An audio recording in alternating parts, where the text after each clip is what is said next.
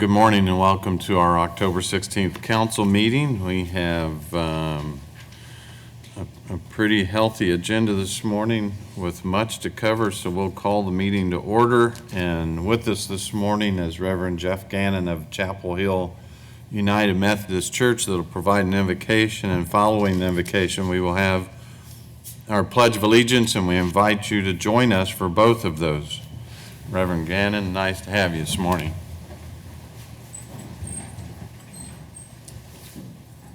Let us pray. O God of us all, we give you thanks and praise for the gift, for the beauty of this day that you have made. We pray that you would help us to rejoice and to be glad in it. We give thanks for the city of Wichita, those who live here, those who work here, those who serve here. We pray your blessing upon us all, that we would live in gratitude and thanksgiving for all the blessings that we enjoy.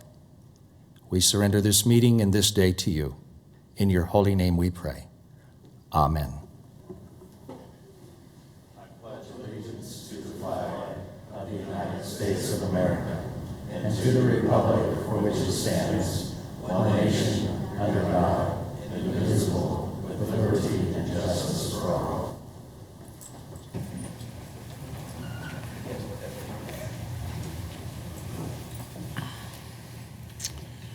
We have the approval of the minutes of the October 9th meeting. Any changes or corrections? Seeing none, I move that we approve the regular meeting minutes on October 9th, 2018. Second. Motion and a second. Any discussion? Cast your vote. The motion passes 7-0. We have 3 proclamations, and then we have a special award from Bleckley and co-pilot painting that I'll ask Councilmember Meister to join me at the award portion. We'll have the proclamations first, Councilmember.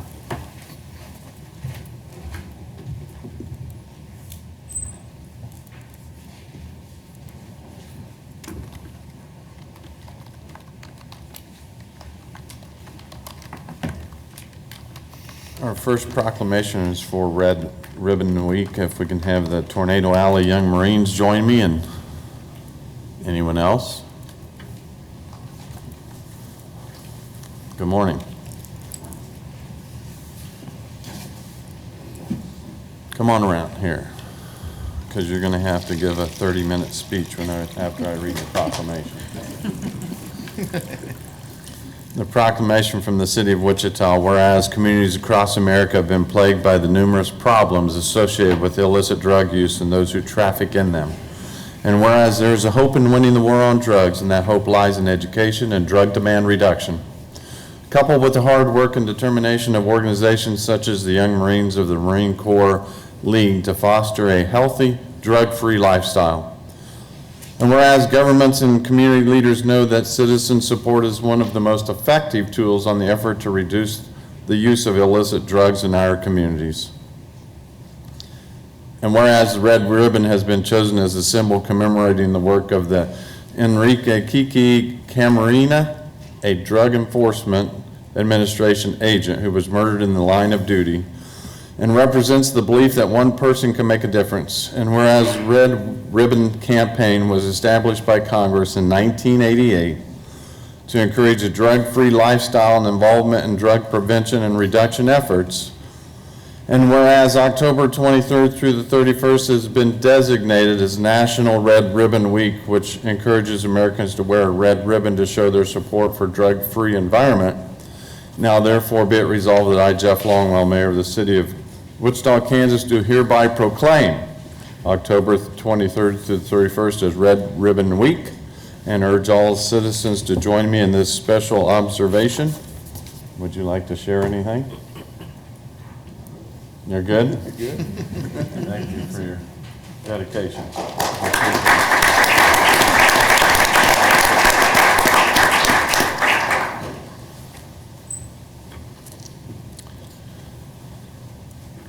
Our next proclamation is for Wichita Asian Festival Day. If we could have those that are here in attendance. I see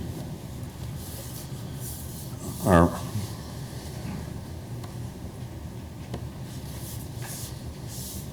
I suppose you all will want to take the Marine's time since he bypassed 30 minutes.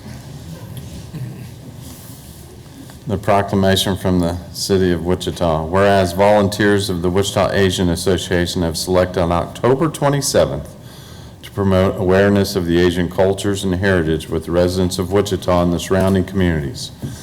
And whereas the Wichita Asian Festival celebrates the diversity of residents in Wichita with cultural backgrounds from the continent of Asia, and whereas this is the 38th annual Wichita Asian Festival presented by Spirit Aerosystems, and whereas the Wichita Asian Festival is a free community event organized to foster understanding and appreciation of the Asian cultures by the community through culinary and performing arts, along with the Miss Wichita Asian Festival Scholarship Pageant. Now therefore be it resolved that I, Jeff Longwell, Mayor of the city, along with the Wichita City Council, do hereby proclaim October 27th, 2018 as Wichita Asian Festival Day and encourage all citizens to participate in the Asian Festival, a fun and exciting event at Century 2 Convention Hall in downtown Wichita. You're very welcome. Who would like to share? Jump in there in case I missed anything. First of all, I want to thank you, Mr. Mayor, for the proclamation. So I'm Jeannie. I'm the president of the Wichita Asian Association. I would like to invite everyone here to attend our 38th annual Wichita Asian Festival. The festival will have 7 different very talented young ladies from different countries going to be representing their countries and showcase their talent. So, and also at the same time competing for the Wichita Asian Festival 2018 Scholarship Pageant. So I really hope to see everyone there at Century 2 on the 27th of October. Thank you, everyone.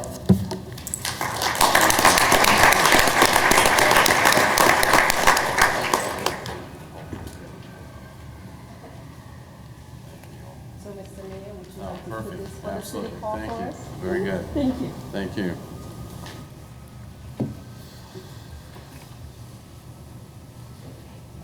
And our last proclamation today is for Family Promise Week. So if we could have those come up that are here for Family Promise Week. They're like saying you're on your own, aren't they?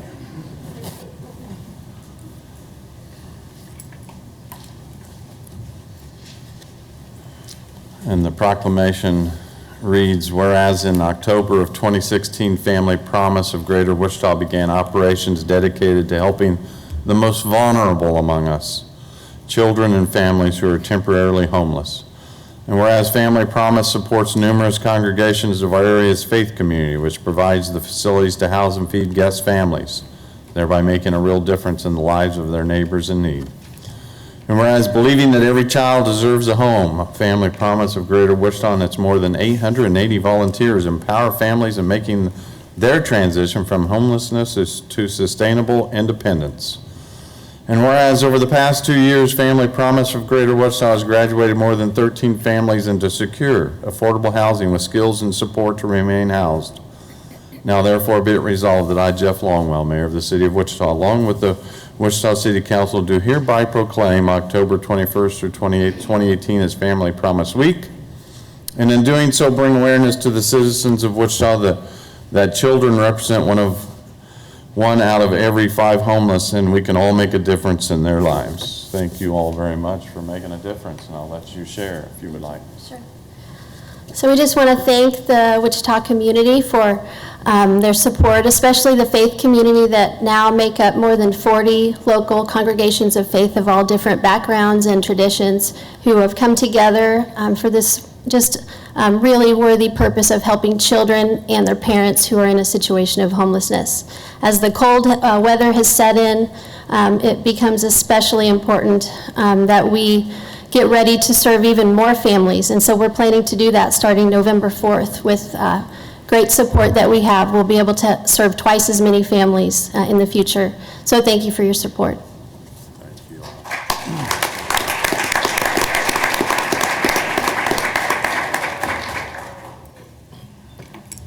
So I could have Councilmember Meister come down with Greg Zerker and his friends, and they have a presentation for us. Councilmember Meissner was present this past, or a week ago, I should say, when I was taken out of town, and Councilmember Meissner, you want to share a little bit about the ceremony you attended, or turn it over? Well, thank you, Mayor. Yes, I was honored to be a part of a fantastic 100-year celebration of Irwin Bleckley's, the anniversary actually to the day of when he was shot down in heroic action in World War I. And it was quite a ceremony. There was all branches of the military were there. It was a lot of people were great speakers, and I think Greg can tell the story just a little bit better. So, but I was honored to represent the city and be there for this presentation, and obviously this great photo that they're going to present to the city and to the mayor. So, Greg. Mayor Lonewell, Vice Mayor Fry, City Council members, ladies and gentlemen, thank you for the opportunity to speak on this important occasion. I consider it the greatest act of bravery I have ever seen. So said William Ettinger, an American ambulance driver who was an eyewitness to Wichita native Irwin Bleckley's last flight. This canvas print, Mortal Immortal, is an historically accurate depiction of Lieutenant Bleckley and pilot Harold Gettler's second and last mission on October 6, 1918, to locate and resupply the lost battalion. Bleckley and Gettler are central to the most famous event affecting American forces in World War I, the lost battalion and the effort to find, resupply, and relieve them. Bleckley and Gettler are also center stage in two other significant events of the war, the Meuse-Argonne Offensive, which effectively ended the conflict, and the first large-scale use of aircraft in wartime. They comprise two of the 4 Medal of Honor awards bestowed upon pilots and observers of the U.S. Army Air Service. Their final flight has become the stuff of legend and is generally acknowledged to be the most famous American military flight during World War I. To say that Bleckley and Gettler were brave would really be a gross understatement. Their first flight that fateful day caught so many enemy rounds that it grounded their aircraft. Miraculously, neither Bleckley or Gettler were hit. Despite this, they volunteered for that second flight, knowing they'd fly lower and slower to increase their odds of a successful mission. At the same time, greatly increasing their risk. According to Ettinger, they flew low for 20 minutes. Bleckley and Gettler were attempting to identify the lost battalion through hilly and very dense Argonne forest cover, making methodical pass after pass, all the while taking small arms and machine gun fire from German forces that surrounded the besieged Americans. They managed to drop all 350 pounds of their provisions, though how much of that reached the lost battalion, who were hunkered down in Charleroi Ravine, is open to debate. Almost inevitably, Gettler was hit in the head, killing him instantly. Bleckley attempted to steer their DH-4 biplane to safety, but he could not overcome Gettler's large frame leaning on the front control stick. As seen in the painting, Gettler is incapacitated in the front cockpit, and Bleckley, who fortunately escaped being hit, is desperately trying to guide the plane. It nosedived in Allied-held territory into an open field just south and west of Beanerville, France, as seen in the upper left. Bleckley was thrown from the crash and never regained consciousness. Ettinger transported Bleckley, Ettinger, who was first American on the scene, transported Bleckley to a first aid post where a doctor worked on him for over half an hour before tasking Ettinger to drive Bleckley to the nearest hospital. Ettinger recalled thinking, quote, "God help me get this boy back in time to be saved," unquote, over and over again, and, quote, "cursing everything and everybody that got in my way," unquote. When he finally reached the hospital at Villars-de-Coeur, Bleckley was already dead. Irwin Bleckley's exceptional courage and selflessness has earned him renown as Wichita's greatest aviation hero. He remains the only aviation Medal of Honor recipient in Wichita's history. Here is how this plaque reads. Mortal Immortal by Michael O'Neill, presented by the United States World War I Centennial Commission, Jerry L. Hester, Commissioner, gifted to the City of Wichita, October 6, 2018. And on behalf of Jerry Hester, VFW Post 112 is proud to gift this historical print to our city and preserve and help preserve the courage and legacy of Erwin Bleckley. Thank you for your attention.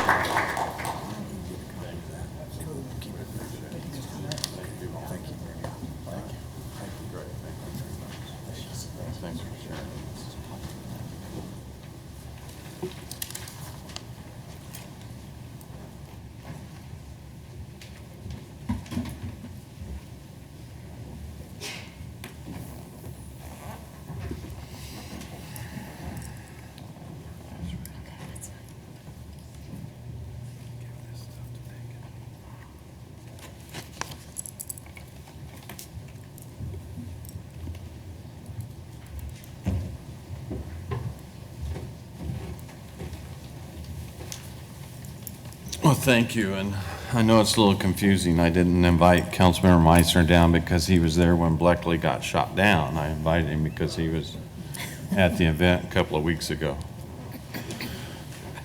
Glad I could clear up that confusion, Councilmember Meissner. Thank you very much, and we appreciate the painting, and certainly appreciate you honoring one of our greatest. So we appreciate you being here. Madam Clerk, you want to call the next item, please? Tremaine Paul Longer, encourage high school seniors to join law enforcement.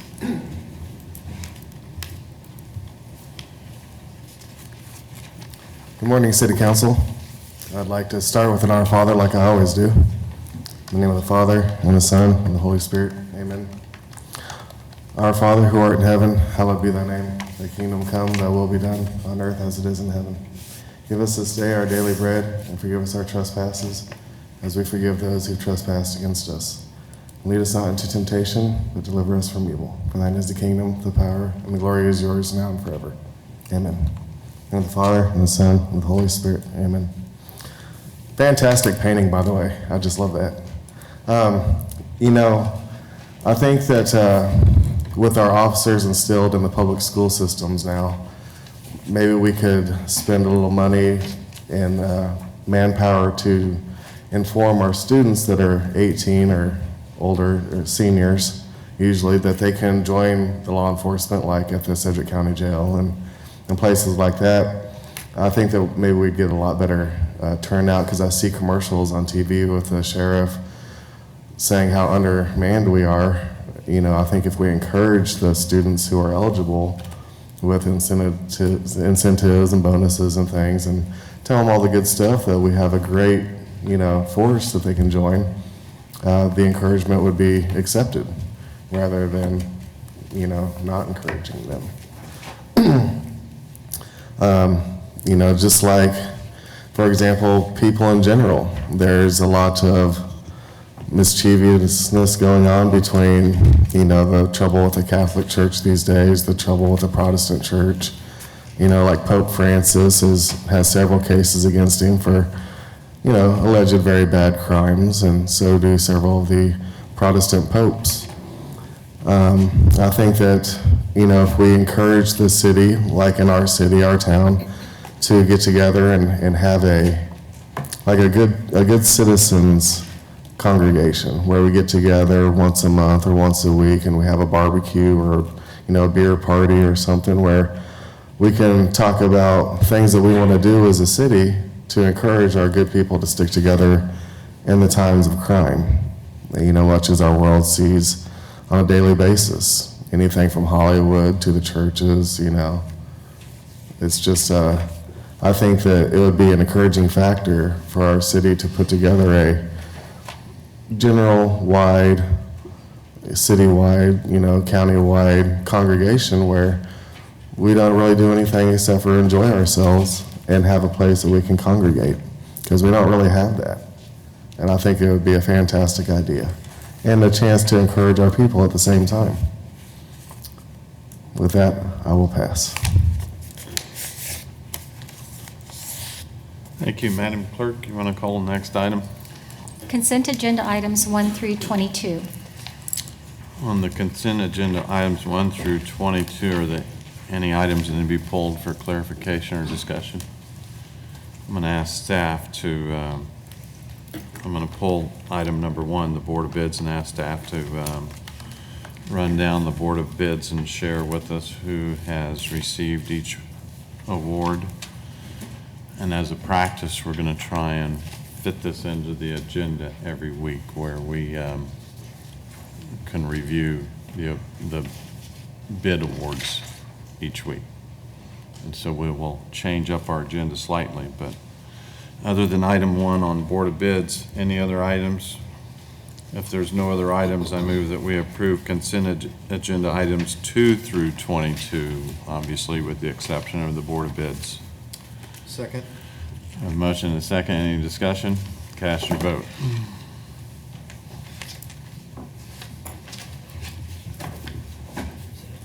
A motion passes 7-0. Now, if we could have staff share with us on the award of the bids, if we could kind of run down each one. Good morning, Mr. Mayor and City morning. Council members. I'm Hannah Lang, Senior Buyer from the Purchasing Division in the Department of Finance. Today, I present to you the formal bid report from the Board of Bids. The first engineering bid that we have is 2018 Sanitary Sewer Reconstruction Phase 8. Various locations. We recommend award to Visual Systems Incorporated for $149,405.20. The next engineering bid is Lateral 9, Main 21, 4 Mile Creek to serve Sierra Hills, 2nd edition. Recommended award to McAuliffe Excavation for $116,617.50. Next, we have Harrison Park parking lot pavement off of Todd Street. Recommended award to Flint Hills Materials LLC for $113,830. The first purchasing bid that we have is trees, ornamental, and shade. We recommend award to Johnson's Garden Center for groups 1, 2, 5, 7, 8, 9, 13, 15, 17, 18, 24, 26, 27, 28, 30, 32, and 33. As also recommends Site 1 Landscapes Supply for groups 4, 6, 10, 11, 12, 14, 16, 19, 20, 21, 22, 25, and 29. There's no award on groups 3, 23, and 31. You can see Exhibit B for itemized pricing for those groups.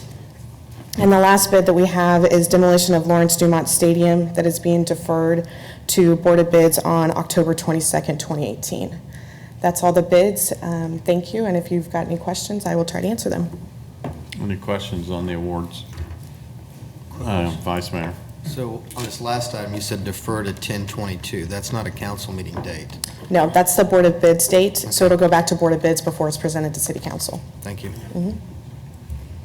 When will that come back to City Council, Robert? The 23rd. Okay. All right. Any other questions? Seeing none, I move that we approve the awards on the Board of Bids. Second? We have a motion and a second. Any discussion? Cast your vote. Motion passes 7-0. Thank you. Thank you. Madam Clerk, next item, please. Discussion regarding a ballpark development agreement and a facility use management agreement with Yes to No for the development of a AAA multi-use baseball stadium. Good morning, Mayor. Scott Rigby, City Manager's Office. About a month ago, we were here to discuss the memorandums of understanding between the team and Pacific Coast League and Minor League Baseball. We promised we'd be back this month to discuss formal agreements that were based off of the MOU that we previously presented. So today, we're here to present the proposed formal agreements. I will say today's is strictly a discussion item. No action is requested today. That will be proposed for next week for consideration. So again, just a restatement, this is an effort the city has had for just over 2 years to help spur redevelopment of the West Bank with a baseball stadium, with a baseball museum. We went after star bonds for star bond legislation to encourage this type of activity, to bring new visitors to the region and to the city. That projected an estimated $888,000 400 people per year would come to the city based on these types of activities. It also include riverbank improvements and a pedestrian bridge to connect to the East Bank. I just want to caution these images are conceptual. They were produced by the team, not by the city. Just invokes the images of bringing a new facility to the city. So again, earlier this fall, Pacific Coastal League New Orleans franchise filed an application to relocate to Wichita based on a new AAA quality stadium. The city, Minor League Baseball, Pacific Coastal League, and team negotiated 2 memorandums of understanding earlier this fall that we came to council in September. Based on those MOUs, we have now returned to the City Council for discussion today and hopefully for action for next week. While not 100% finalized, these 2 agreements, they're, I'll say, between 95 and 100% completed the final details of it. Again, today's only for discussion. So getting into the 2 development agreements, one is for the ballpark development. This is actually for the stadium itself and the immediate surrounding area.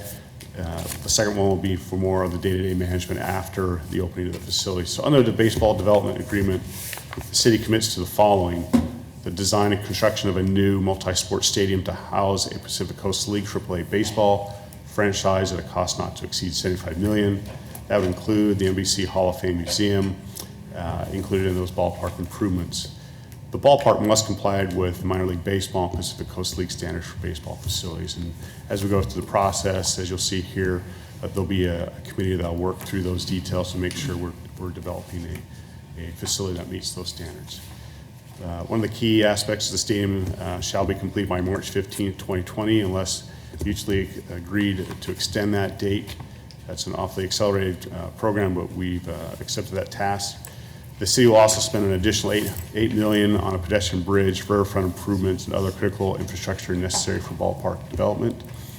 And then the city will assign a dedicated project manager acceptable to the team who will be responsible for the project committee and oversight committee.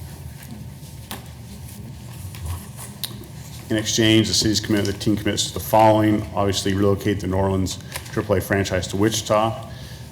It will not be called the Baby Cake, something different, but relocate here.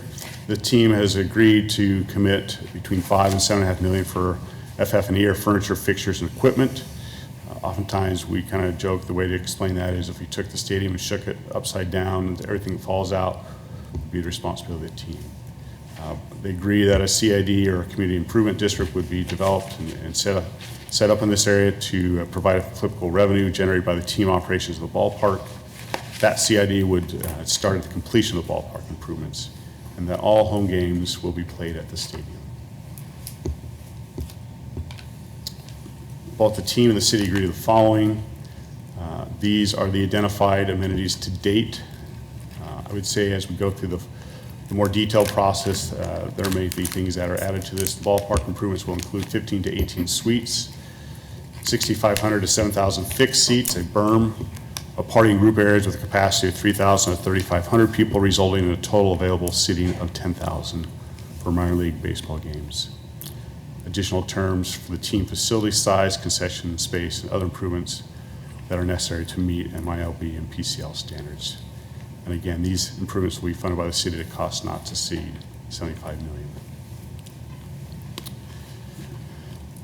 To do this process, we mutually agree, the team and the city, that this would be a joint process for the ballpark improvements, including the establishment of a ballpark oversight committee and a project committee, of which both the team will have appropriate representations. The oversight committee, I'll call it the top committee, which will be created with 3 and 3 representation from the city and from the team to handle the selection of the design team, the lead contractor, consultants. They'll set the ballpark specifications and approve the budget. The project committee will be responsible for I'll call it the day-to-day of the project administration of the actual design and construction of the ballpark improvements.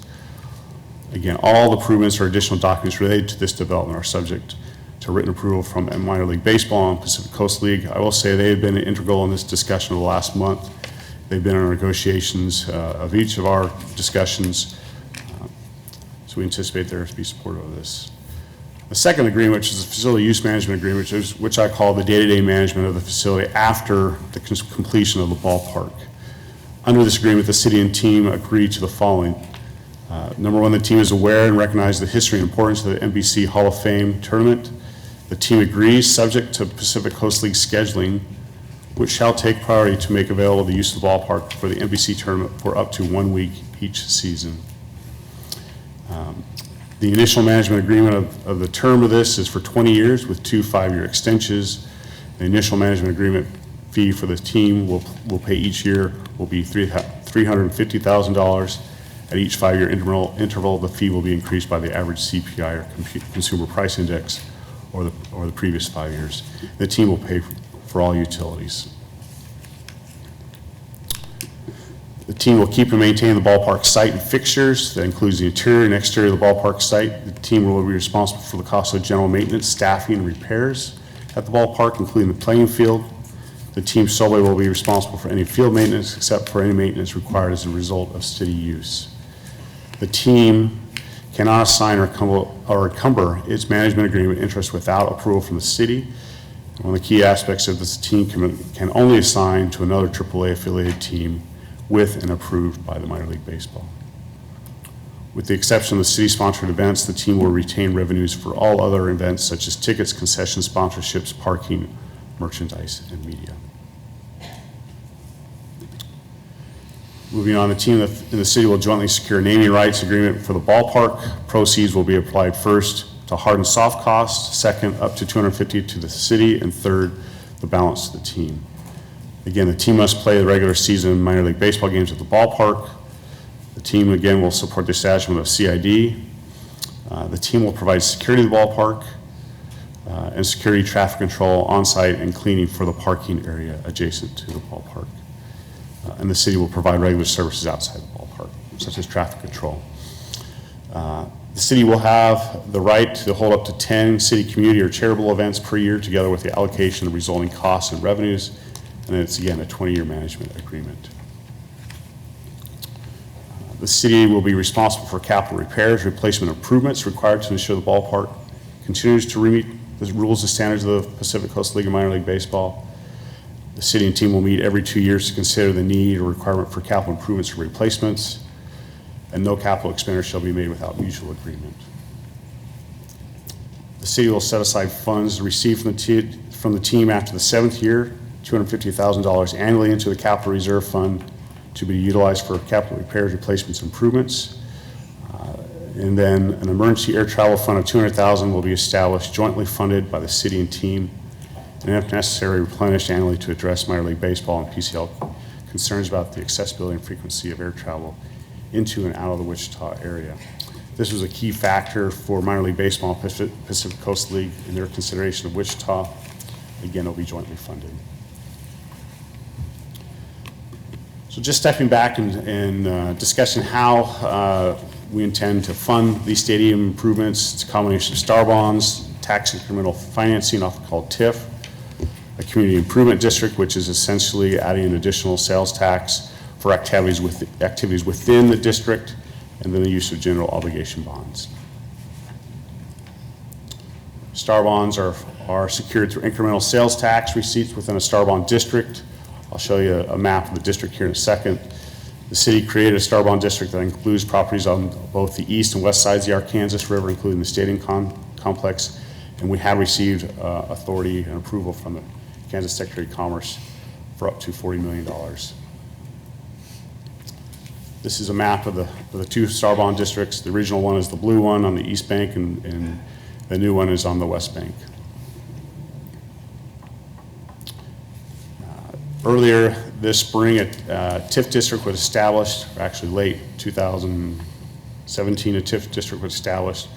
Again, that creates the incremental property tax receipts within the district to help to pay off additional costs that go toward the stadium in the area.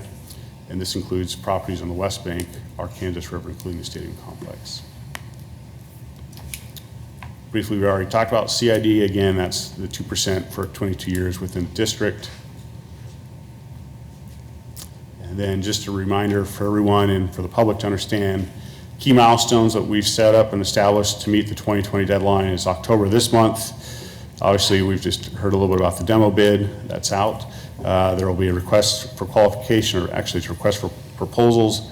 Submittal deadline, which is October 24th. Last Friday was a pre-proposal conference. And then in November, demolition of the stadium will start. End of November, selection of the design bid team.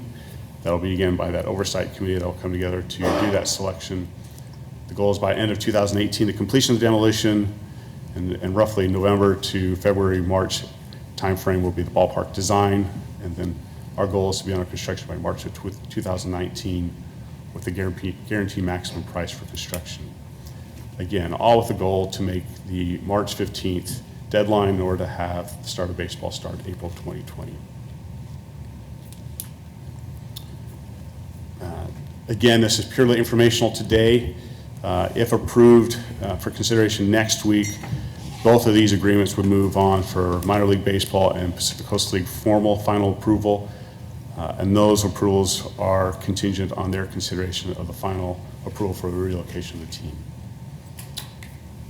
And again, we'll return October 23rd for council considerations, and we stand for questions. Councilmember Blueball. Thank you, Mayor. Thank you very much for going through all that. One of the major questions I'm asked is an $8 million pedestrian bridge necessary when you've got walkways to the north and south of that? Mayor, Councilmember Blueball, the $8 million is for much more than just a pedestrian bridge. It's riverfront improvements, which includes a pedestrian bridge, and the additional dollars for infrastructure, so water, wastewater lines, street improvements, those things. So they all fall within that $8 million allocation. Do you know what portion is the pedestrian bridge? That has not been determined yet. That's going to go through the design process. It just depends on what the final design is and what the oversight committee and the project committee feel is appropriate for the design and for the cost. Okay. On the CID, the 2%, up to 2%, is that just the stadium, or is what part of the district does that include? Mayor, Councilmember Blueball, it is intended to be a larger area than just the stadium itself, anticipated to take on the additional, I'll call it the city parking area, and additional properties that we're in discussion with adjacent property owners. So all the way to Seneca and? No, just the property that we own. Just the property we, okay, that's what I wanted to clarify. It wasn't the whole Starbond district. No, right? if I can correct, the Starbond district, excuse me, the CID would include land immediately north of the baseball stadium, the privately owned property, and we anticipated bringing water walk in as well. Okay. And then one last question, the $200,000 air travel program, is that annually or one time? It'll be jointly funded, so it's $200,000 for $100,000 for the city and $100,000 by the team. It's funded initially. Yeah, obviously, if year two, there's no costs that come out of that, that continues to be there. If a team is approved by PCL to have their cost, I'll call it refunded by that emergency air fund, then it's up to the city and team to replenish that amount back up to the $200,000. So our maximum exposure is $100,000 a year? Correct. Mayor, that actually, if we're successful in keeping the expenses to a minimum or not drawing on the fund, that obligation after year 5 drops down to $50,000. Okay. I also want to indicate that we have protected ourselves on the upside. So if there are expenses that exceed $200,000, all of that would be on the team. Okay. All right. Thank you. Vice Mayor. Thank you. If I'm looking at the green sheets correctly, it says $6 million for the pedestrian bridge and Riverwalk improvements, and now you're saying $8 million. Did that change? Mayor, Vice Mayor, it did not change. The $6 million is tied to the pedestrian bridge and riverfront improvements. The $8 million is where we also included additional $2 million from TIP dollars to do infrastructure, street improvements, those type of improvements. Okay, because the green sheet said $6 million for other critical infrastructure necessary. So Correct. we've increased it by 2. The pro forma has always shown the $8 million. The $6 million is anticipated, as Scott just said, out of Star Bonds, and the remaining $2 million was out of TIF. Okay, thank you. Also, just to be clear, on the FF&E, which is the furniture, fixtures, and equipment, that includes all of their concession equipment, player development tools, baseball operations, correct? Mayor, Vice Mayor, that's correct. Okay. And then third question, related to the NBC Hall of Fame Museum, is there a separate lease between the team and the Sports Hall of Fame, or is that between us and the Sports Hall of Fame for that museum operation? It wasn't clear.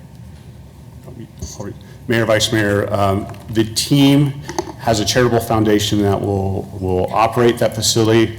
I know that they're eager to visit with the NBC organizations to talk about operation as well and what exhibits can go in there and utilize. So it'd be a separate lease that they have with the Sports Hall of Fame, not directly through That'll be us? based up to the team, how they want to handle Okay. that. That's all I have for now, thank you. Councilmember Claycomb. Thank you, Mayor. I have just a couple of questions. First of all, is the demolition costs included in the 75 million? They are. That's part of that, okay. And then on the 350,000 that the team will pay the city each year, every 5 years that increases based on the CPI. If the CPI decreases, will their payment decrease? Good question. In general, typically, If I can. yeah. The original MOU indicated that we would get no less than 350,000. That got lost in the drafting of this agreement, so we'll go back and restore that. We'll make that edit before next Tuesday. Thank you. Any other questions? Seeing no other questions, we'll go out to the public. Anyone like to address the council on this agenda item? Seeing none, we'll bring discussion back to the bench. If there's no other questions, since this is an item that doesn't need any action at this point, we don't need action to even defer it. It's already scheduled to come back. That is correct. Okay. If there are no other questions, we will move on to the next agenda item. Resolution authorizing the offering for sale of sales tax special obligation revenue bonds, River District Phase 1 and 2 Star Bond Project Series 2018. Good morning, Mayor, members of City Council. Mark Elder with the Office of Economic Development. The action before you is the resolution setting forth to go out for offers on the Star Bonds related to funding a portion of the stadium project that Mr. Rigby just discussed. So some of this was already covered in his presentation, so I won't harp on those too much, but in the last few years, the city has taken action to expand on the Star Bond District and have the two project plans available for providing a portion of the funding for the stadium.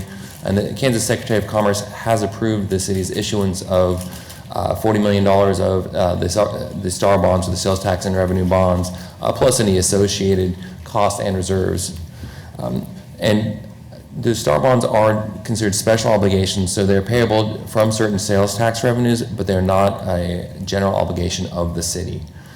Again, Mr. Rigby kind of covered the project areas related to the Star Bond funding. These Star Bonds do have categories that they will be used to fund within the stadium project. That includes funding a portion of the stadium itself, the baseball museum, riverbank improvements, and that pedestrian bridge that will connect the stadium to the Performing Arts Complex. The sales resolution authorizes the use of a municipal advisor and also designates Cruz & Associates, Inc. as the underwriter for the sale of those bonds. Also authorizes the preparation and distribution of the preliminary official statement and authorizes the execution of bond purchase contract by the mayor subject to the parameters established in that resolution. And sets an action to ratify the PPA as well as that bond ordinance will be presented to the City Council on November 6th of this year, following the successful bid offers that we receive. And so it's recommended today for the City Council to adopt that resolution, authorize the necessary signatures. I'll stand for any questions. Councilmember Blueball. Thank you, Mayor. Will you just clarify for me, you state it's not a general obligation of the city, but ultimately we're responsible for them, correct? These are a dedication from just the sales tax in there. I can have our bond counsel clarify that, but. Well, I was just trying to, I'm just trying to clarify the Oh, statement. yes, this is just the special sales tax revenues are the only thing that goes to pay those bonds. So it's not, if there is no general obligations tied to these bond issue. Okay. Any other questions? Did you want to clarify any of that? I mean, obviously, the city still bonds it. We could have Joe talk about the technicalities, but I think what Councilmember Blueball's point was, which I think is the important one, is that property tax dollars will not be used to take care of any shortfalls in the debt service. Right. It's all sales tax. Thank you. Okay. If there's no other questions, we'll go out to the public. Anyone like to address the council on this agenda item? Seeing them sit quietly, we'll bring discussion back to the bench. Any other discussion? If there's none, certainly would entertain a motion from the prospective council districts, or I'm happy to make it. Glad to make it, Mayor. I'd like to take staff's recommended action and adopt the resolution and authorize the necessary signatures. Second. We have a motion and a second. Any further discussion? Cast your vote. Motion passes 7-0. Madam Clerk, next item, please. Extension of the project completion deadline for Downtown Hilton Community Improvement District. Good morning again, Mark Elder with the Office of Economic Development. The item before you today is an extension for completion of the Hilton Garden Inn at 401 East Douglas. This project was initially approved by the City Council in September of 2016. It included the Commerce Plaza building as well as the vacant lot next to it. The developer at that time agreed to construct the improvements to that hotel in the building, including a minimum of 120 rooms, 2,500 square foot rooftop bar and restaurant, as well as a 6,000 square foot ground floor commercial, as well as to maintain it as a Hilton Garden or a similar hotel. With that, the city agreed to provide industrial revenue bonds for sales tax savings on the project, as well as a parking agreement for use of parking spaces within the state office building garage, and an easement for a skywalk between the hotel and the garage for their residents to move back and forth between those. It also included a community improvement district for 10 years with 1.5% sales tax with a maximum reimbursable cost cap of $930,000. This is an area of the building that includes both the building and the parking lot, which was filled in with a building. In 2016, this was the rendering of what the finished building would look like. And the current status is they are working on the finishes. The additional building is constructed, but you can still see there is work to be done both on the exterior and interior. In conversation with the developer, there were some delays due to labor as well as some redesign that they were working on with the building. But there have been delays on that.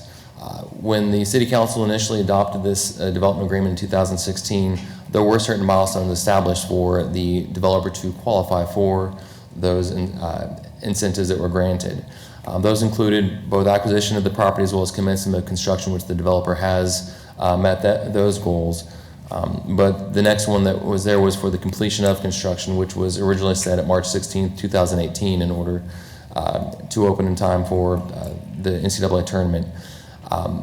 At that time, when the developer knew they were running a little bit behind, the staff was extended that agreement to September 16th of 2018. The project is still not complete, and the developer has asked for an extension on that. They're asking until March 31st of 2019, and that would be for both the completion as well as the next milestone that was there with the 60 days for the certificate of occupancy to actually open that hotel. The developer has also requested to have or ask the City Council to remove that $930,000 CID cost cap on that. They've explained that there were some cost overruns they've experienced that they're asking for. At this time, the city staff is recommending the extension of that completion date to March 31st of 2019. We will stand for any questions, and the developer is also in the room to answer any questions for you. Questions? Councilmember Blueball. Thank you, Mayor. Since we had a developer here, and I understand, doing a rooftop bar and a pool, could they kind of explain to us some of these amenities that they're doing? I realize it's taking a lot, but I think they're doing a lot of things that have never been done before, so I'd be glad to hear about it. Yes, sir. I'll let them come up and speak. Thanks.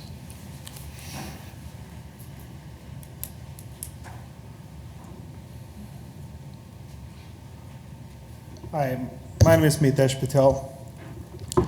While we're on the middle of the project, when we started the project, we were shown that we were going to do rooftop bar and hotel, 120-room hotel, and commercial space on the ground floor.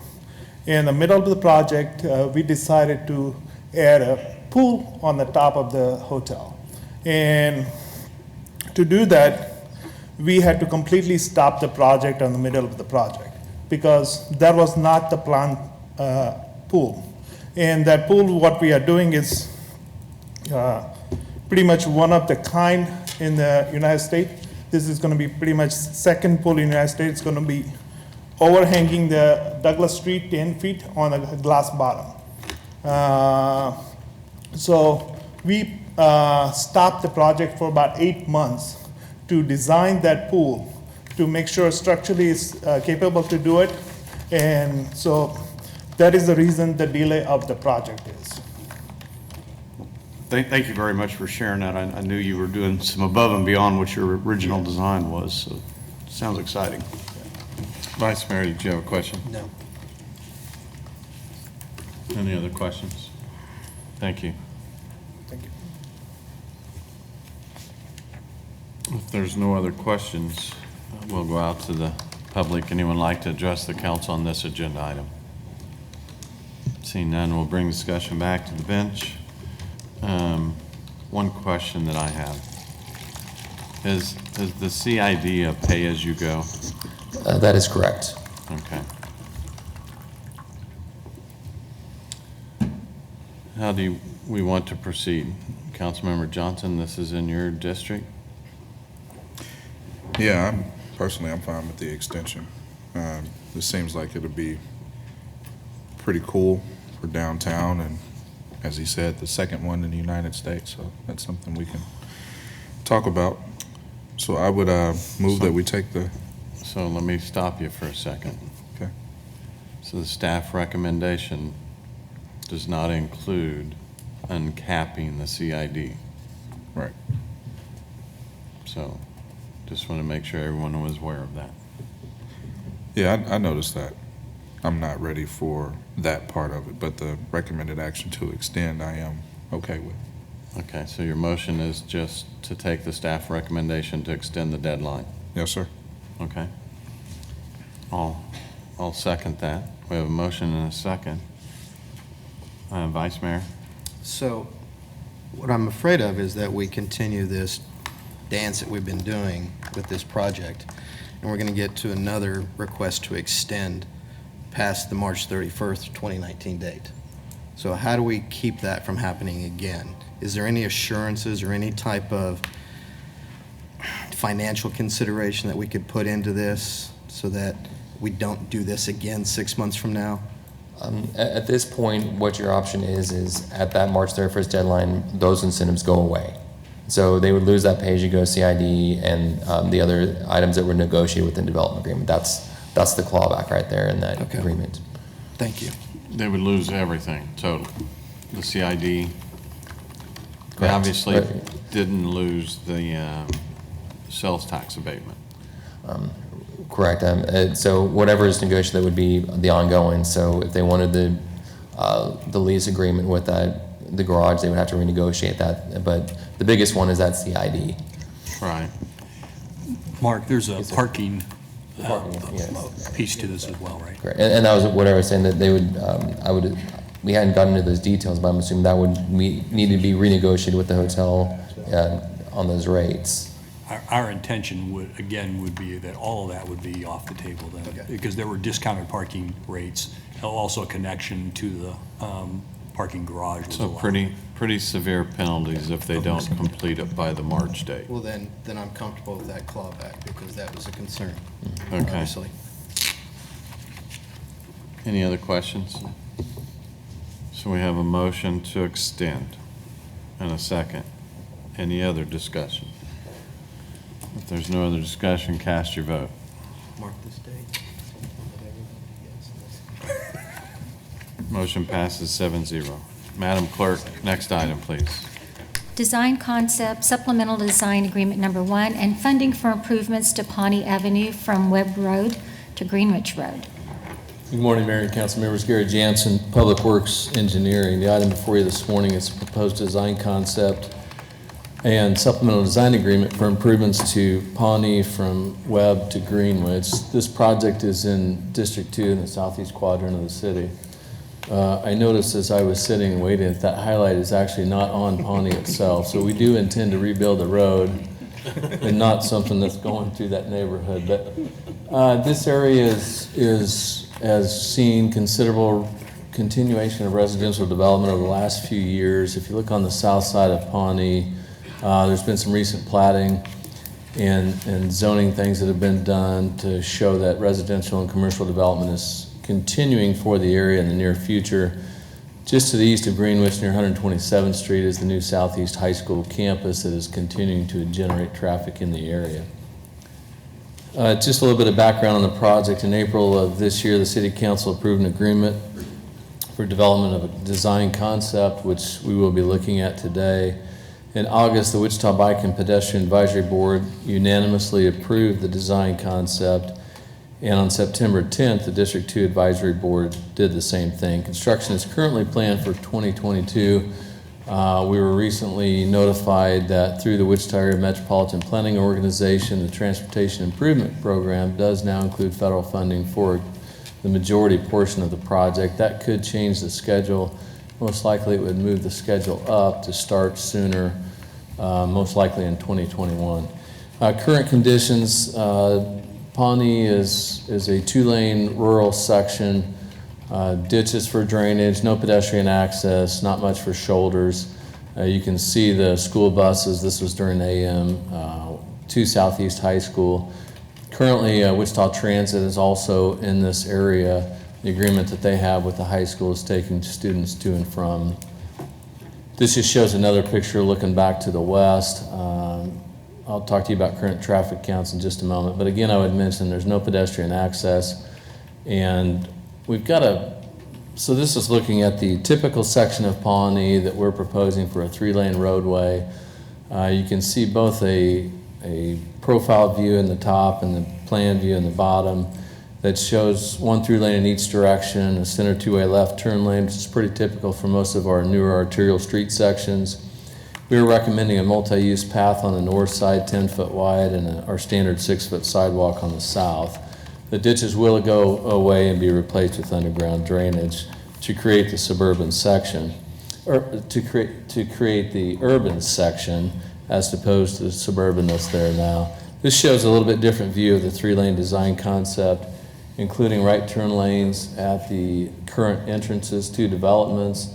You can see the center left turn lane. We also plan to construct medians where possible, and what those medians do is several things, as we've talked about in the past, they provide some traffic calming, but they also help dictate access control in the future so that we can minimize entrances in and out of adjacent developments. We have a project to improve Greenwich Road from Harry to Pawnee, just on the east end, that actually bids. We open bids next week. We'll be under construction by the end of this year, be complete by next fall. To your left, where the traffic signal is shown, is the intersection of Pawnee and Greenwich. Once this is done, we will have improved intersections at each end of this section of Pawnee. We will also have pedestrian access then on Greenwich and Webb Road, all connecting to Pawnee. So the completion of the project before you this morning will allow that pedestrian access to connect between both of those arterial sections. Everything on this slide that I talked about already talks about proposed improvements of the 3-lane roadway, the pedestrian facilities, and the center medians. Current traffic volumes in the spring of this year were just over 6,000 vehicles per day, and then that's estimated to almost double by 2040 with continued development in the area. The original design concept to get us to this point was $93,000. The supplemental agreement before you today brings the total design contract to just under $340,000. Current budget that was approved previously of $100,000 We'd ask that to be supplemented today with additional $250,000 that's included in the current CIP. Along with utility work, design work to date, this would bring the total budget to $385,500. And again, as I mentioned, this bullet is actually a little bit out of date. We had submitted a request for funding, federal funding through WAMPO, and have since been awarded the same. With that, staff recommends that the council approve the design concept, supplemental design agreement number 1, revised budget, adopt the amending resolution, authorize necessary signatures. I'd be happy to stand for any questions. Questions for Gary? We'll go out to the audience. Anyone like to address the council on this agenda item? Seeing none, we'll bring discussion back to the bench. Councilmember Meisner. Thank you, Mayor. Gary, just remind me as well, we used to have a lot of questions about these traffic smoothing 3-lane, what do you call them? The 3-lane roads? The 3-lane design. Right. With the center lane.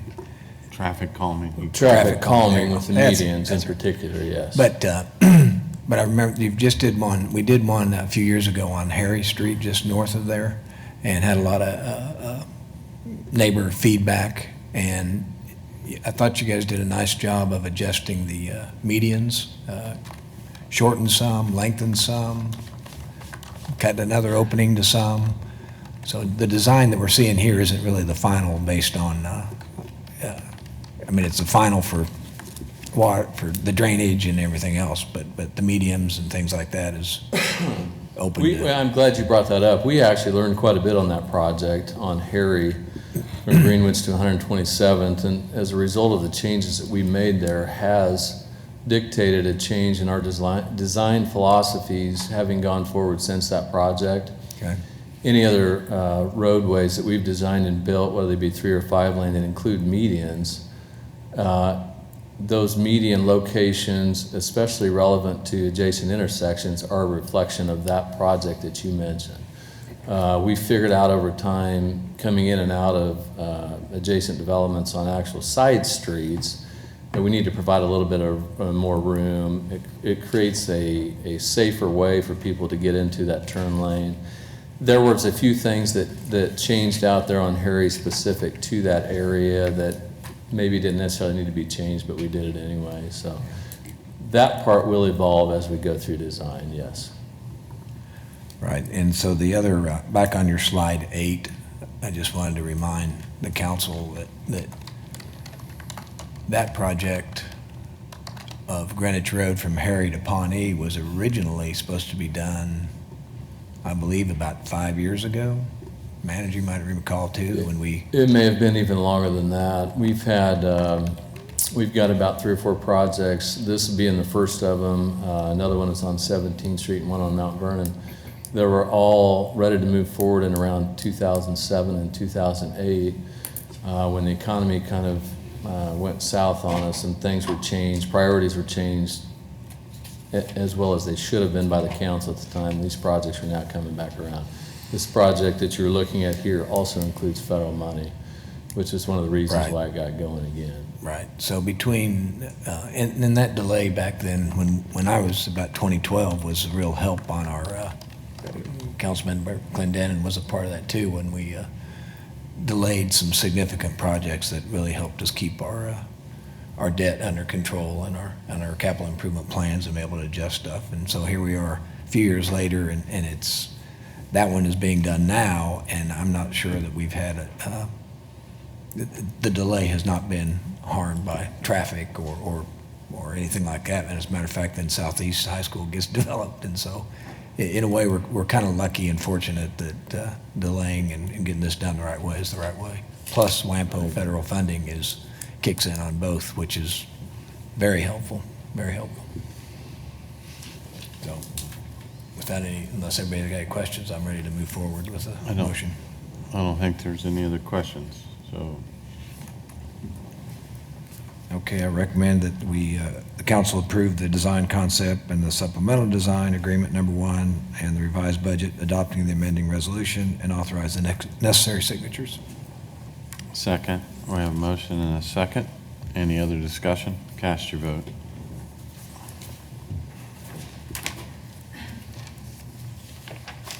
Motion passes 7-0. Madam Clerk, next item, please. Amendment to agreement for IATSE Local 190.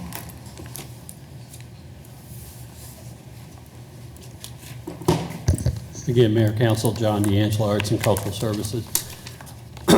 What's before you today is amending the 1991 agreement that we have with the IATSE, which is the stagehand union that we use at Century 2.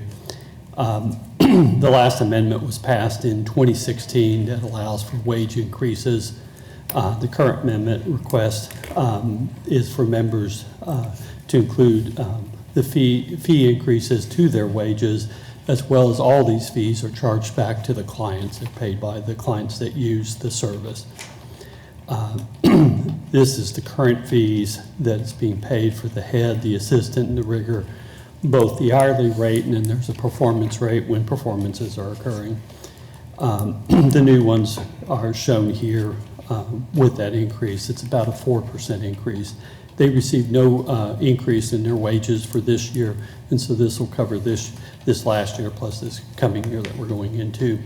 The tenant organizations have been notified of the increase. We've heard no negative responses from them that they've shared with us. The increase will be effective January 1st of 2019. I'm happy to stand for questions. Any questions? Seeing none, we'll go out to the audience. Anyone like to address the council on this agenda item? Seeing none, we'll bring discussion back to the bench. Any other discussion? I would move that we take the staff recommended action. Second. We have a motion and a second. Any discussion? Cast your vote.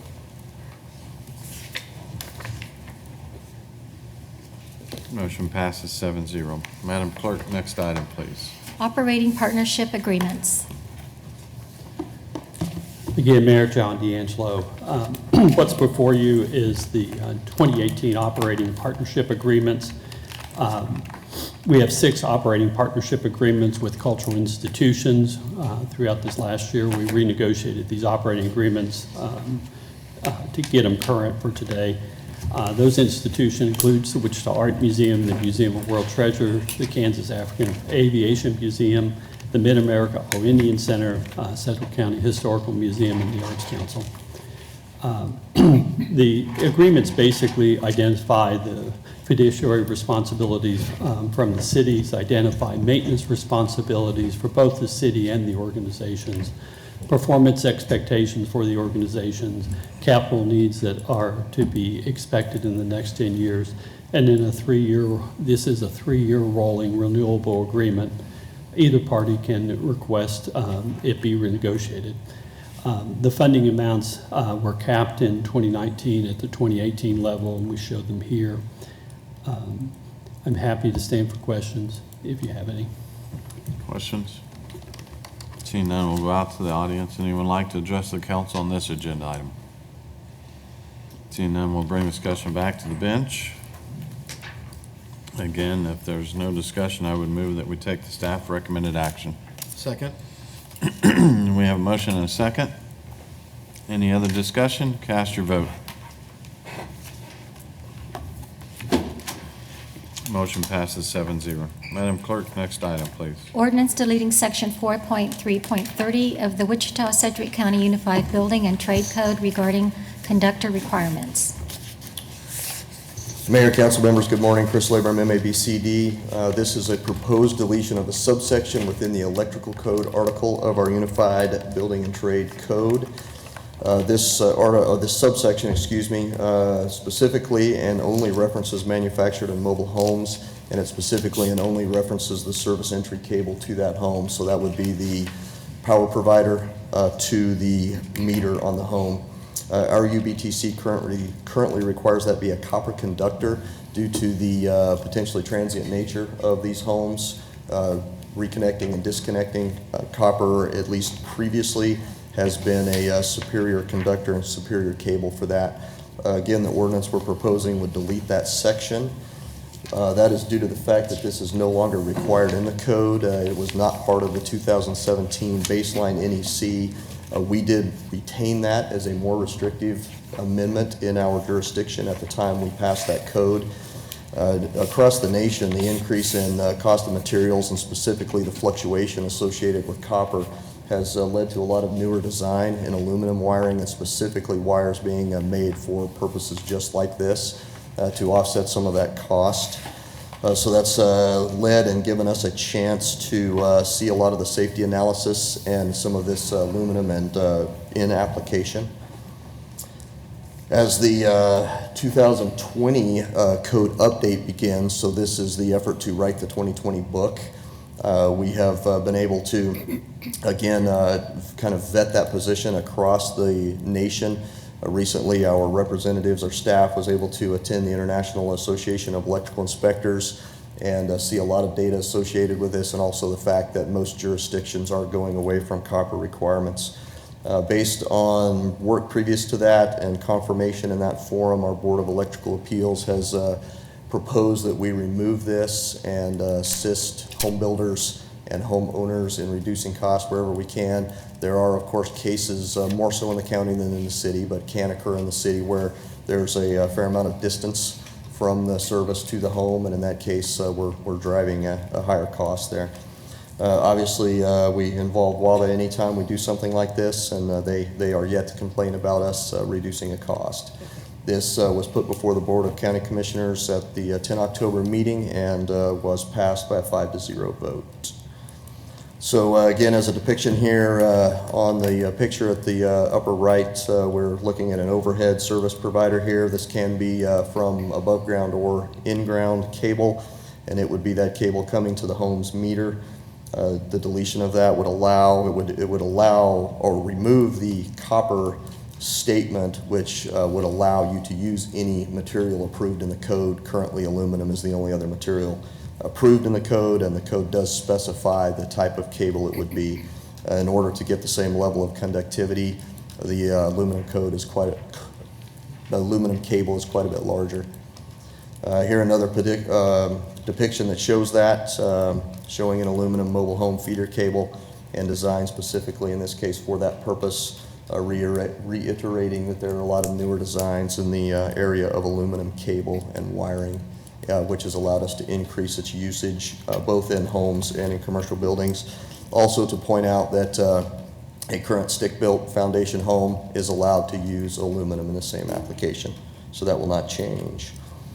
With that, staff's recommendation is that the City Council place on first reading the ordinance amending Section 4.3.030 of the Wichita-Sedgwick Unified Building and Trade Code and authorize the necessary signatures. I will gladly stand for any questions.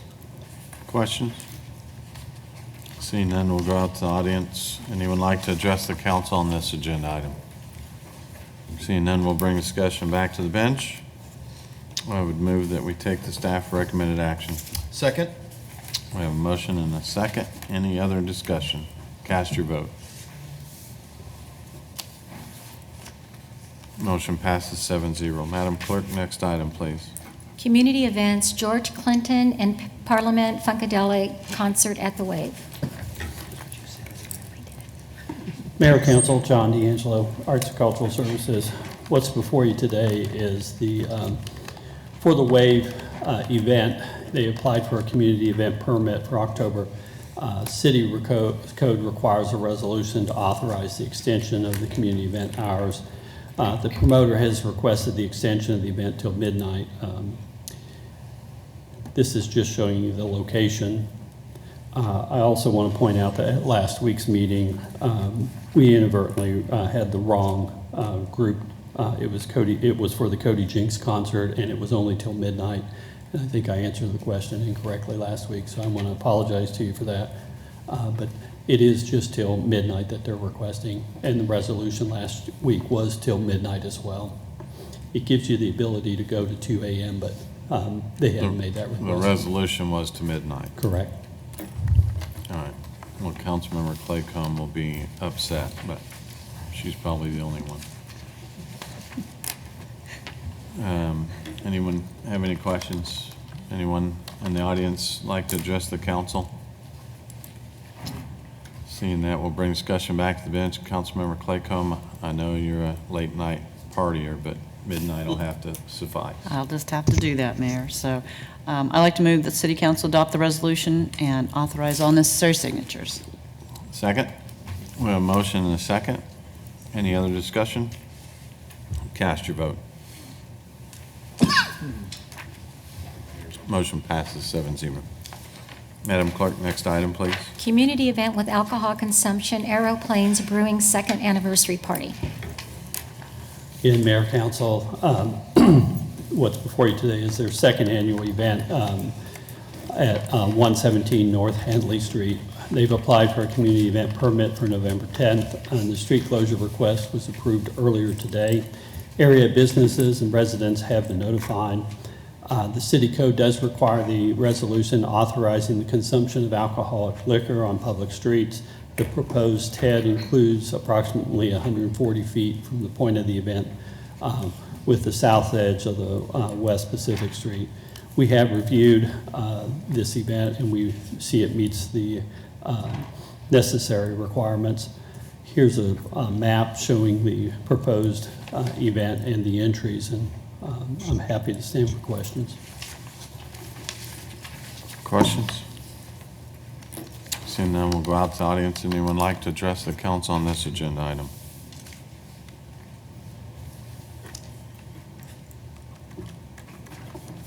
My name is Sybil Strom. I reside at 3000 West Douglas, apartment 412. I don't think it will be a wise decision. They should keep it on the place they're at. There are many people, when you do your river festival, they're out there selling. Sometimes they get on a sidewalk. I just don't think it would be a wise decision to have them sell alcohol in the streets or on the sidewalk. Thank you. Thank you. Any other speakers? Seeing none, we'll bring discussion back to the bench. Again, we'll turn it over to Councilmember Claycomb. I'd like to move that the City Council adopt the resolution to allow alcohol consumption upon sidewalks and public streets within the parameters outlined in the community event application during the Aeroplanes Brewing second anniversary party, November 10th, 2018. Second. We have a motion and a second. Any other discussion? Cast your vote.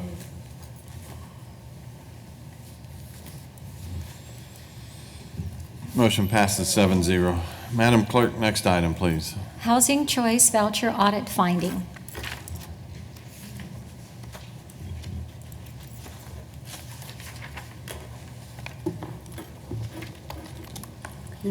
Good morning, Mayor and City Council, and also for city staff. I'm Gail Lotson with the Wichita Housing Authority with the Housing and Community Services Department. The item that you have before you today is relative to an audit finding that took place earlier this year, but on September 27th, the Real Estate Assessment Center provided the financial assessment subsystem from the U.S. Department of Housing and Urban Development to receive the Wichita Housing Authority audited financial submission for the 2017 fiscal year. Our independent auditor for the city at that time was Allen Gibbs and Hewlett, and they cited one audit finding as a result of the audit. In the 60 files that were sampled during that time, 7 of them actually failed. Staff did not perform annual housing quality standards of non-life-threatening re-inspections within the required 30 days. It actually, when we looked at the 7 that was identified, it actually took up to another week before that occurred, the initial field inspection. This occurred in fiscal year 2017. The Housing Choice Voucher Division operated with only 3 inspectors at that time, and is actually a division that needs 4 inspectors. And 1 inspection supervisor along with a staffing level that was inadequate to meet the regulatory requirements. For the corrective action that did take place for the 2017 audit finding, the department did hire an additional inspector in January of 2018, providing a sufficient staffing level to manage the workload and complete re-inspection within a timely manner. Our recommendation today is to receive and file the Wichita Housing Authority audit finding. And we'll stand for questions if there are any. No financial implications to the city for the violation? None whatsoever. No Okay. impact on general funds, nor were there any impact on federal funds. Okay. Any other questions? We'll go out to the public. Anyone like to address the council on this agenda item? Seeing none, we'll bring discussion back to the bench. I move that we receive and file the report. Second. We have a motion and a second. Any further discussion? Cast your vote.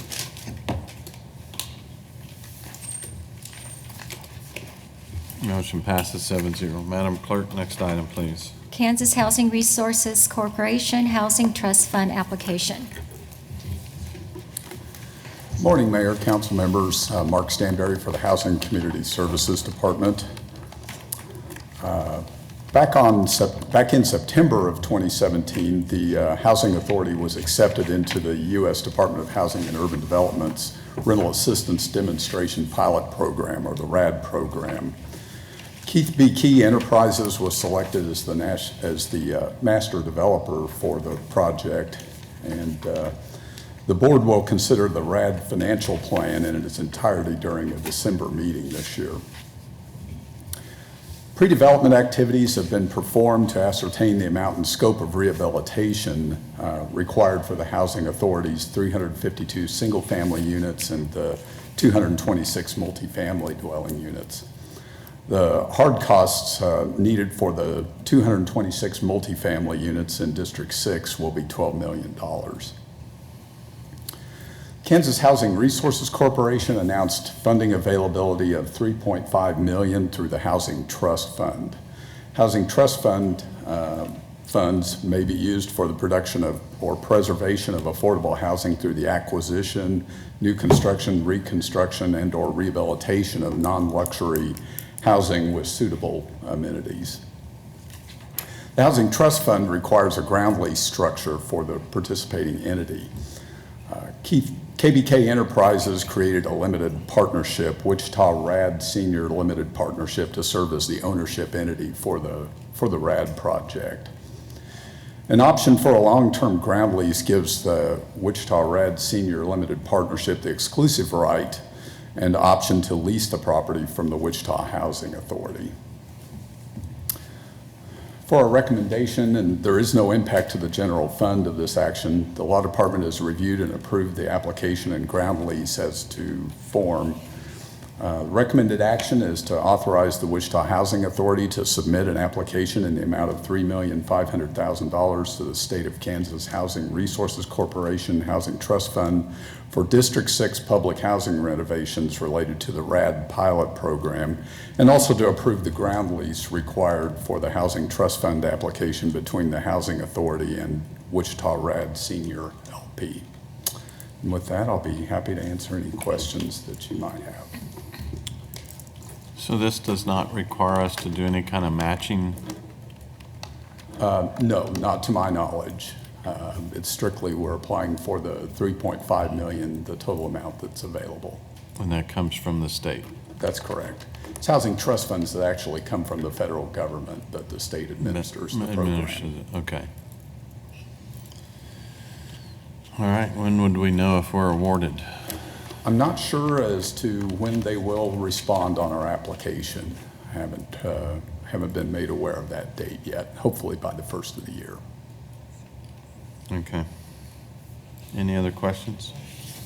We'll go out to the audience. Anyone like to address the council on this agenda item? Seeing none, we'll bring discussion back to the bench. I move that we take the staff recommended action. Second. We have a motion and a second. Any discussion? Cast your vote.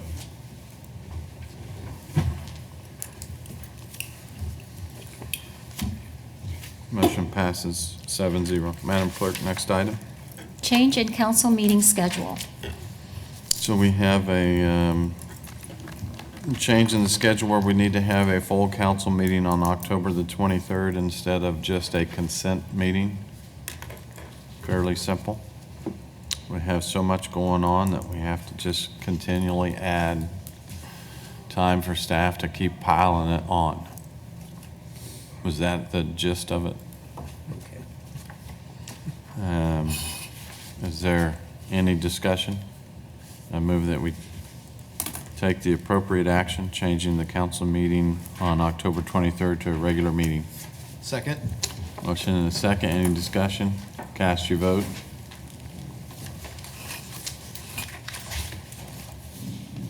Motion passes 7-0. Madam Clerk, next item. Councilmember appointments and comments. Any appointments, comments? Quiet group? Okay. Everyone had a good weekend? Councilmember Blueball? Thanks, Mayor. I just wanted to let everybody know about the Family Promise Gala that's going to be on Sunday from 5 to 9 at the Drury Hotel. This is their third annual one. We did a proclamation earlier, very worthy cause.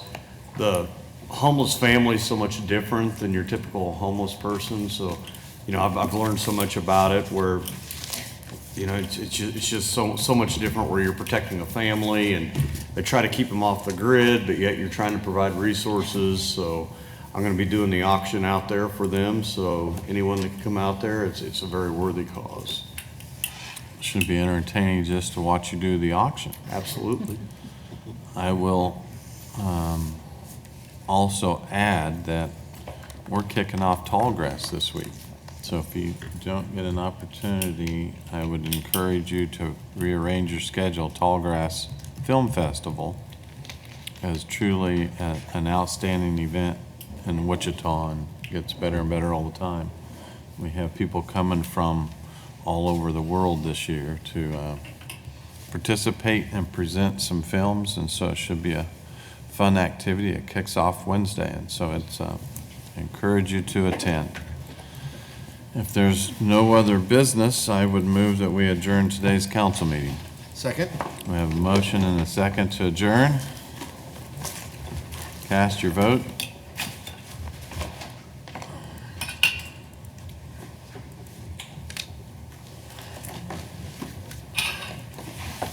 And we are adjourned. I know, that's good.